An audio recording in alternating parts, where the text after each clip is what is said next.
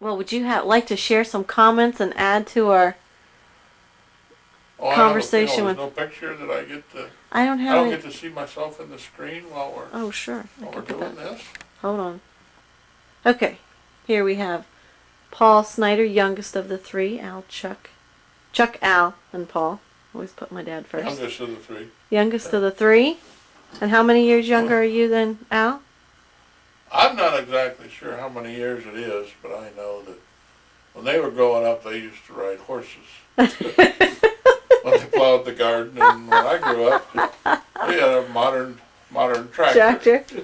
So I'm not exactly sure of the number of years, but obviously considerable. Was it 5 or 6 years? 6. 6 years between you and Paul. All right. So you have a little different perspective on the cannery. Because when they went away to school, you probably were left doing their jobs and your job. Yeah. Well, I only remember the cannery when it was in three different buildings, which was the last stage. Mm-hmm. And I can remember, well, let's see, I was involved in the cannery when I was, I think maybe I was probably 12. I was probably working in there until I was, well, in fact, when I was a senior in high school. Uh, they had sold the cannery, and I still worked there that year. Stayed at the neighbors, Evie Pfizer, and stayed there until the cannery was closed down.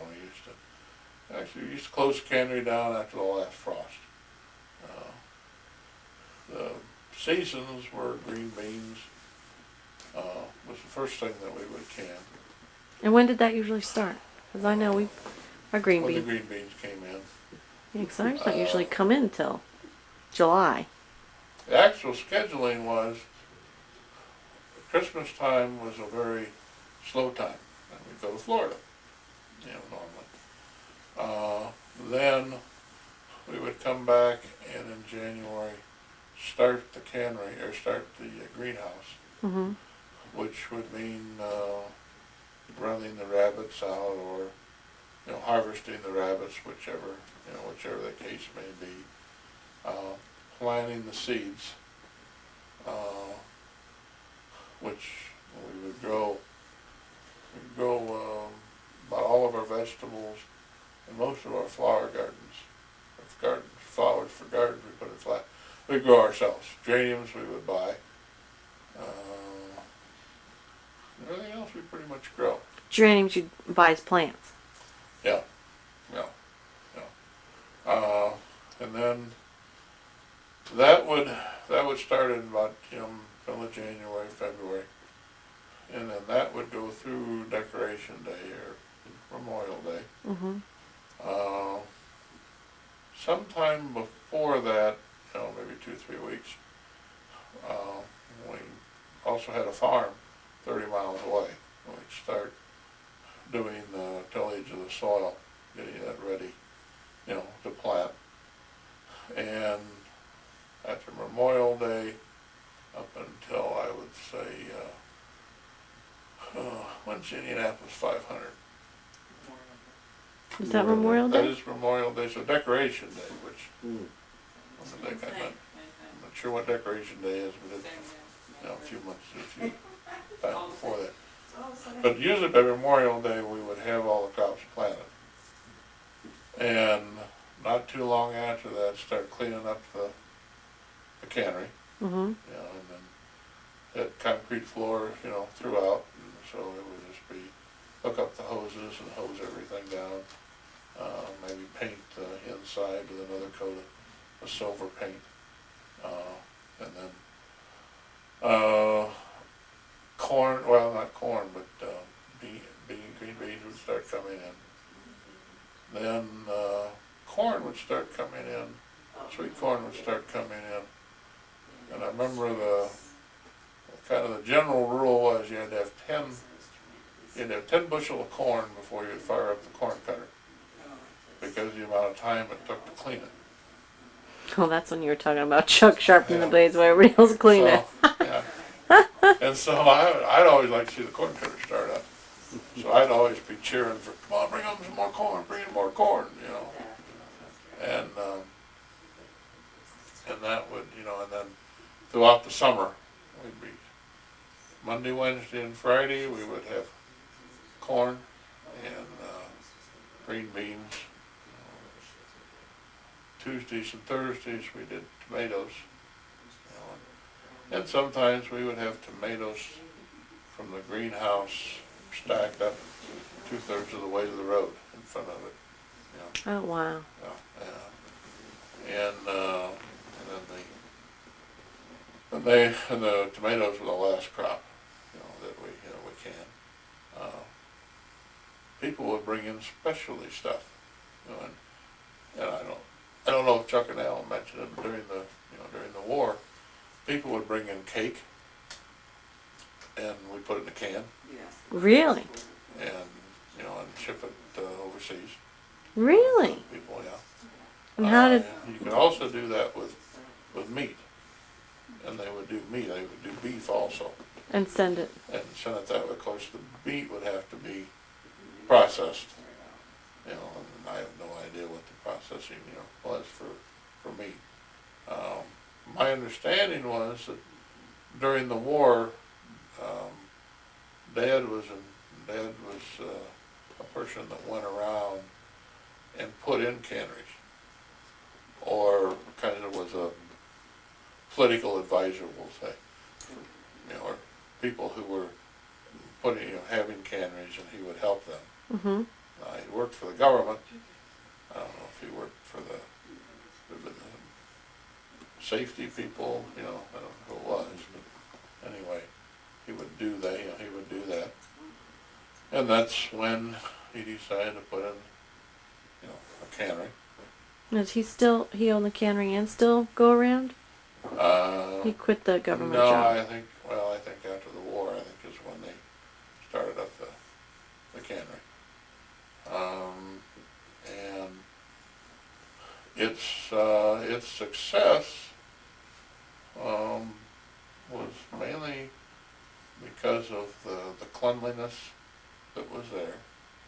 You got back your own produce. Okay. It was relatively inexpensive, Mm-hmm. and you didn't have the mess at home. I mean, if you were to bring in three bushels of corn, and I think you would probably get about 23 cans out of a bushel or something like that. So you're looking at 60 to 80 cans of corn. Putting those in jars, doing them 4 to crack, would take quite a bit of period of time. And so people would have us do it. And they could bring it in the morning. It would be canned that day. They could pick it up that night if they wanted to. It'd be ready. It would be ready for them. We canned a lot of peaches, but we didn't custom can those. Now, did you have to label them because they weren't your peaches, or because they weren't their peaches, or? Well, our label consisted of a number on top, which said in a big three-digit number that was probably as big as that. A digit was maybe as big as this is wide. And a 444 might mean Hale Haven peaches with heavy syrup. If it had a 444 and another 444 below it, that meant Hale Haven peaches, heavy syrup, sliced, because it was stamped twice. Oh. And a 333 might mean a different type of peach. In other words, there was a code to this, to the three-digit number, that was on there. And I remember, and one thing I remember is sometimes people would bring in, say, corn or beans, and they forget. And they forget to pick it up. And we would have their name, you know, but we really wouldn't have a full address or a phone number. Or some migrant workers might have brought it in, and they might have moved on someplace else. You know, and so we have this produce, okay? Did they have a time frame then when they had to come pick it up by?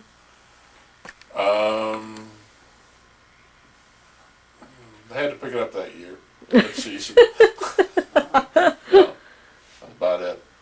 And there was this when Chuck started teaching school at McClure, it was a good excuse for Dad to get off the school board because of conflicts of interest. And because he was a good vote getter, why they convinced him to run for trustee. And I remember this one gentleman coming by there, and he pulled up in his car, and he had his family with him, and he had given a pretty good song and dance, and he had no money. And so Dad took some of this food from the year before that people had not picked up, you know, and gave him some of it. And he left, and he was back within, 10 days or so, with the same story. You know. So this time Dad gave him a row of strawberries. And he went out there, and he was a real whiz picking strawberries. And he picked the whole row in about a third of the time, but probably about a tenth of the time Dad and I could do it. And the thing is, we were getting about 15 quarts of strawberries, and he only got 3. And so Dad asked him about it, and I got them all. And he just wanted to go get, take these strawberries, get in the car and leave. And so Dad says, well, we can't have that if you don't have strawberries, or if we give you a bad row, we'll have to give you another row, so that you get at least, 10 quarts or so, pick. And then went over and started picking up look, you missed a few here. Oh, he missed, so they made him stay. pick the row, and only got 10 quarts of strawberries. And then I think Dad maybe traded some of them, for canned goods or whatever, because I don't know what you do with 15 quarts of strawberries. I mean, that Make a lot of jam. Yeah. Strawberry pie. Yeah. So, but he wasn't going to let the guy get out, without doing something. He wasn't going to just give him, a handout. And but on the peaches came from. Most peaches came from up around the islands. What was it? What do we call it? Sandusky area. Up in there. Port Clinton. And Dad said we found this one grower that he liked to furnish. He liked to furnish us the peaches. He was kind of a cantankerous guy, to get along with, and that may be the reason he had problems having good outlets, for his stuff. And so he was willing to bring them down to us. And if we could see where it was going to be a little bit slow, and he would call up and say, I got a lot of them. Why then we would go ahead, and he would bring us down a pickup load of peaches, which would be about three layers of bushels. The problem was that we finally got him so he would pick them pretty right. Mm-hmm. And he would instruct his workers to pick them pretty right. But then he wouldn't slow down quite enough, going over tracks and bumps and stuff, and they would be a little bit more bruised than what they would when we would go, when we would go get them. But still, he'd bring them down, and really would work out. We got extremely better peaches than you could buy. I often wonder if I hadn't gone into service, what I would have done with that business. peaches. Mhm. Because, I would have gone to a smaller can, put a private label on them, and made them a gourmet, item, and priced them such. It would have been interesting to see what would have happened there. But Uncle Sam kind of said, "Hey, well, you're going to get to work for me for a few years, so I couldn't really consider." Were you hanging on. drafted? I was in the process of being drafted. I had when I enlisted, Mhm. between my second year of my senior year of college, I had enough credits. Well, I had all my requirements done. I needed to have, I think, 6 more hours. Well, if you're in the service, you got 8 hours credit. And so basically, and since I was going in the service, basically, if I went in the service, I really wouldn't need to go to school more than 3.5 years. Mhm. That's basically what we did. So we went to California and took my physical in California, and then went back to Ohio. And then about the time they caught up with me in Ohio, I decided to become an officer, Mhm. go in the service. And then I found out if you're an officer, you're in the service for the rest of your life on the active reserve, which didn't seem to be all that great of an idea to me. So we just stayed in for 3 years and came out not as an officer. What was your major in college? General business. Never did figure out what I wanted to do when I grew up. Still haven't figured it out. One of these days we'll find out. One of these days we'll find an occupation. But I remember we used to work in the back of the greenhouse, or in the cannery, and in the processing end. And we used to stack them. We'd always stack the cans 4 rows, and then 3 rows, and then 2 rows, and then one on top, which totaled 10. And so, number 782, you take 782s and put them here, and 783s would be here, and 784s would be here, and 785s, etc. And then you take the book around, and you can look, and if you saw 3 rows plus 4 cans, that was 34. And it was a very easy method of, you put in the book, and then you would find the containers, and this would be a container that have a tag on it that was kind of like they do in the dealers now, where they would have a number. Mhm. This tag would have a number that would say 333, and you just match that up with whatever it was, and put those cans in. And that worked fine for corn and beans. Tomatoes, for some reason, and I don't understand why, I think it was strictly economics, you didn't cool them. You let them air cool. And so they would still be, they may still be hot when you've got them stacked up. Mhm. And of course, when they're stacked up and when things are hot, they expand. The tops of the lids would always be stuck up, and the bottom of the lid would be stuck out. And so in the evening, when they were cooling, and you were maybe putting other stuff away, you could hear this constant bing, bing, bing, bing, bing, going on someplace or another. And we take the corn cobs, would go out on the. Dad was Dad had, of course, had his degree in agriculture, and so the corn cobs went out in the rows between the strawberry, the strawberry patch, to make the soil, to put humus in the soil, and it would take about 2 or 3 years for the corn cobs to really get totally, chewed up and done. But we had, I suppose we probably had 3 or 4, maybe 5 acres there. Oh, strawberries. of the total area. Oh, uh-huh. And so we would have, we might have a half an acre of strawberries. Wow. And put the, and put the corn cobs in between the rows. No, I'd say more, like a quarter of an acre, maybe strawberries.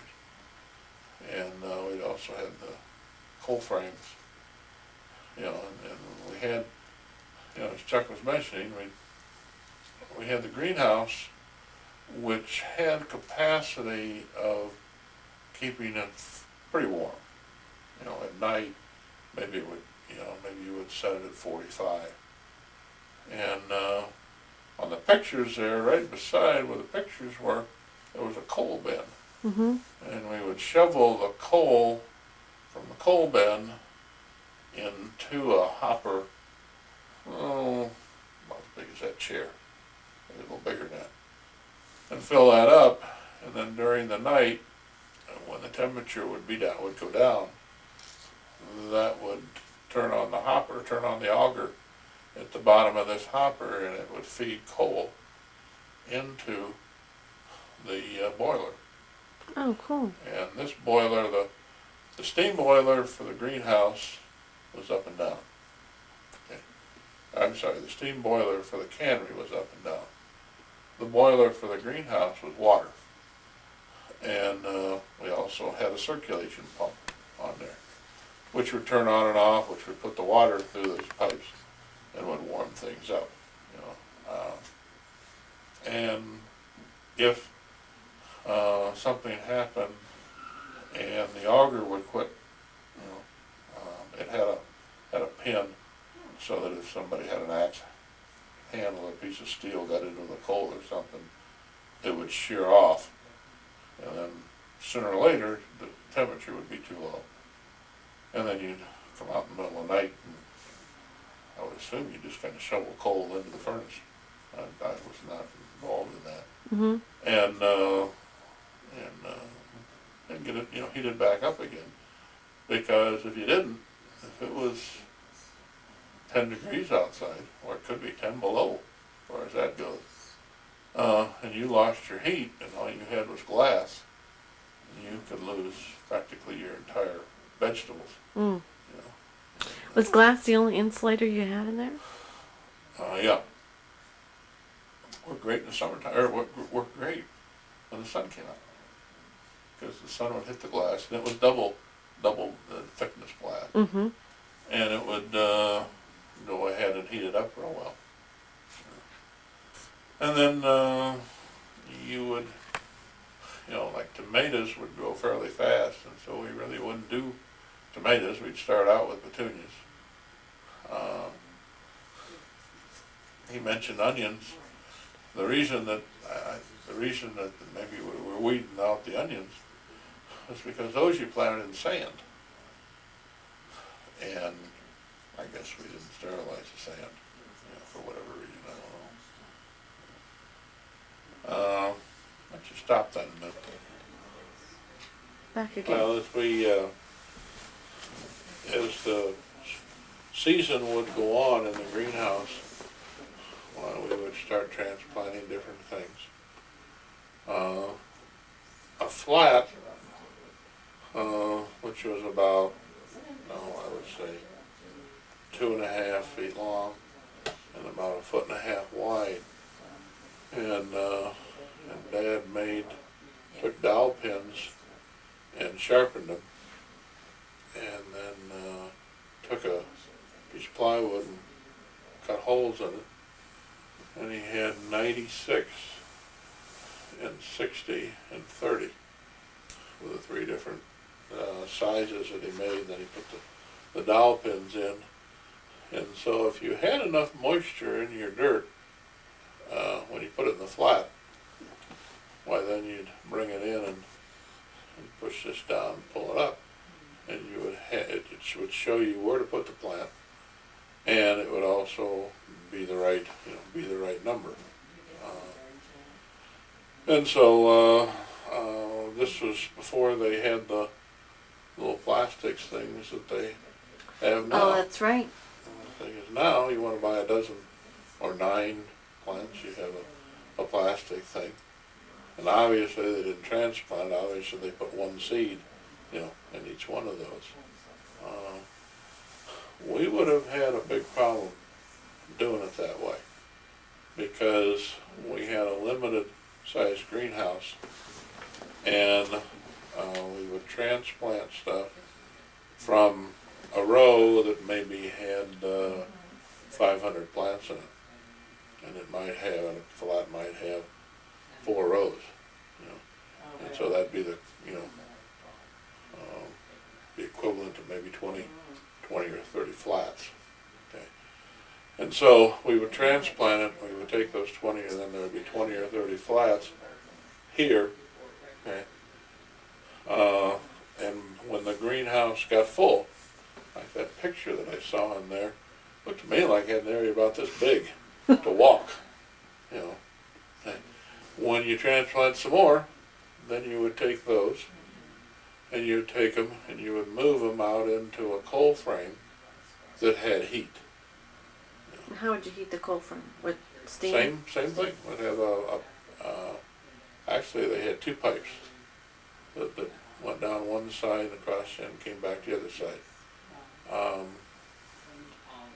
This allowed you to always have the first strawberries of anybody in the area, because there would always be volunteer strawberry plants around there, and they would around the coal frame. Yeah, on the corner, you know, and then they would be heated, and so those strawberries would have strawberries before anything else. Wow. And strawberries used to come, you know, strawberries would come out in that part of the country right after school was out. Mm-hmm. So one of the things was, how do you transport from the greenhouse, you know, out there, especially if you've only got a deal this wide, you know. And so Dad either fabricated or had somebody fabricate basically it was a wheelbarrow. Only the handles on it were about 10 feet long, you know, with pipe. And then from the handles on out were 2 angle irons. And then you would put, you know, you'd put this thing in the greenhouse, put your flats on top of it, and you might be able to put 10 flats or more, you know, on there. Raise it up and wheel it out, you know, to the coal frame, you know, and then you could go ahead and unload 10. You could kind of do it about 10 times faster than you could do it if you're doing one at a time. And then in the summertime, or when it's later spring, when you took the stuff out of the coal frame, okay, we now are on the front end and we're going to sell it, okay. We would have tables to put the stuff on, but we could put 5 tomatoes, 2 cabbage, you know, a lettuce, you know, and stuff, you know, and then bring it up in one fell swoop.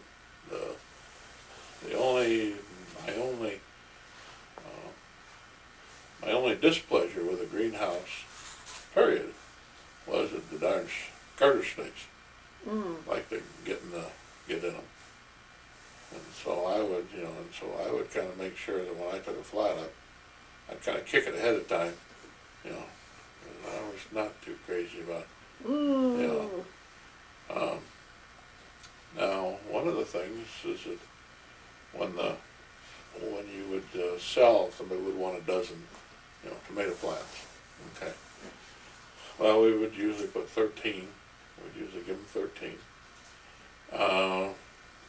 And what you would do is take your hand and just put them in the flat underneath, and your hand would go between the dirt and the board of the flat, and get down there and pull up and somebody you had then, and then you'd wrap them in paper, you know, newspapers, you know, and that's how you sold, you know, that's how they were sold. Huh. Yeah. You'd wrap like flat so they'd be laying down? Or No, we would reach in and we'd pull out a dozen tomato plants, they'd be sticking up? which would be about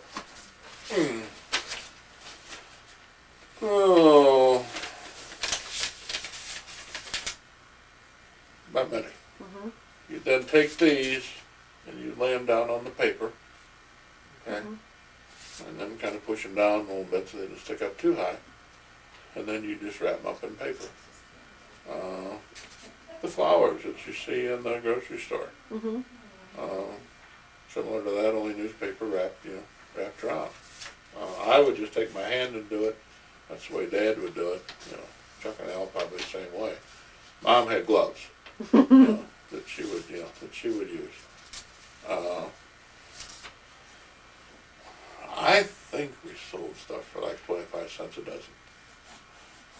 And I think maybe flowers were 35 cents a dozen. Seems like flowers a little more than Yeah, vegetables. and I'm thinking $1.25, maybe for a flat of vegetables.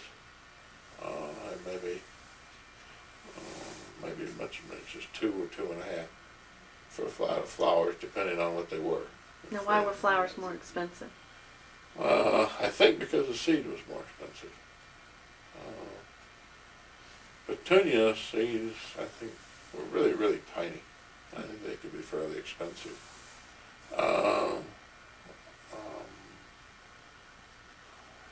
Some of the seeds you couldn't hardly see. They were so small. And that little thing you had in there, Mhm. about the size of your thumb, about this long. It had a hole, it had an area in the back where you could put the seeds in. And then it had an area in the front which you could adjust the opening, on it. Mhm. So you could make the opening so there wasn't hardly any opening there. Okay. And then you take that and wiggle a little bit and use that to Guide your seeds. Now tomatoes, there you would just take it right out of the bag, or it would come in a bag. And we're talking about small, put it in a small bag. And then just take a small bag and shake them in. Because tomato seeds, are big. But then they would go into this one cold frame, and then they would go from that cold frame into an unheated, cold frame. There, a lot of that stuff could stand some frost. We would have, the cold frame was nothing more than a board that went up 1.5 feet here and 1.5 feet here. And it might have a piece running down the center that you would put a piece of glass, which was in a frame, or a piece of plastic that was about the size of one of those. 4x8. Yeah, I'm guessing 4x8 sounds about right. And the ones that were glass were heavy. It almost took one on each end to take care of it. The plastic ones were very light. And when the wind blew, sometimes they got to be kind of fun. You'd raise it up and all of a sudden, and then Dad grew tomatoes for some commercial people who put it out in the field. If you were to take tomatoes and put them in a flat that was had 96 in it, at the same time transplant one that had 60 in it, and at the same time transplant one that had 30 in it, and put them side by side, the one that had 30 in it would be bigger than the one with 60. The one with 60 would be bigger than the one that had the 96, in it.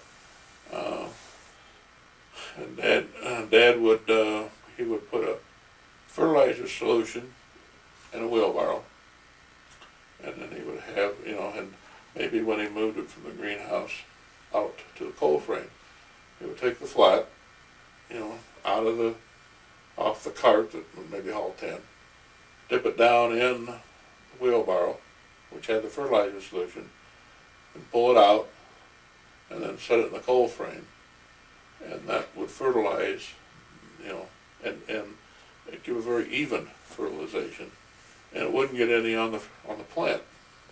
Oh. And some of the growers you know, they would actually pay a little bit more for him to go ahead and fertilize, you know, that way. And then after the greenhouse is getting done and the weather's warmed up enough, we don't really need the full protection of the greenhouse. He would take a section of it and a lot of times dig it up and then plant tomatoes in there and stake them. And so that we would have real good tomatoes that we would, you know, like sell at a roadside stand, you know, also. They were always, tomatoes now are very, very meaty, you know, and it's hard to get tomatoes in a store that are juicy. Right. Well, then, you know, like Rutgers was a very juicy tomato and Big Boys. And you could go in there.